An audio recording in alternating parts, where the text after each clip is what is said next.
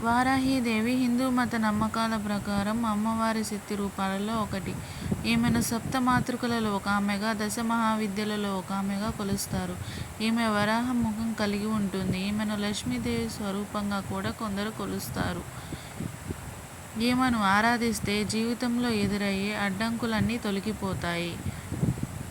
ఈమె వరాహస్వామి అర్ధాంగి. శివుడి నుండి శివాని, విష్ణువు నుండి వైష్ణవి, బ్రహ్మ నుండి బ్రాహ్మిణి, ఇలా వరాహస్వామి నుండి వారాహి ఉద్భవించింది.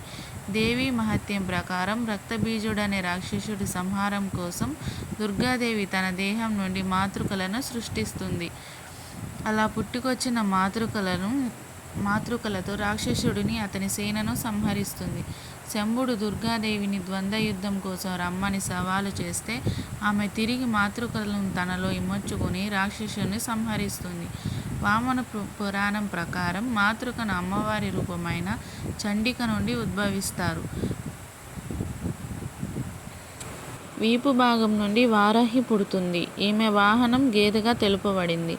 అయితే రక్తబీజుని కథలో ఈమె వరాహ రూపంలో శవంపై కూర్చొని ఉండి తన దంతాలతోటి రాక్షస సంహారం కావిస్తుంది.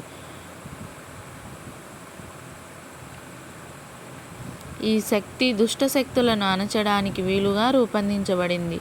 ఈ వారాహీదేవి కవచం పారాయణం చేస్తే ఎంతటి కష్టసాధ్యమైన పనులైనా త్వరగా పూర్తి అవుతాయని చెప్తారు. జై వారాహి.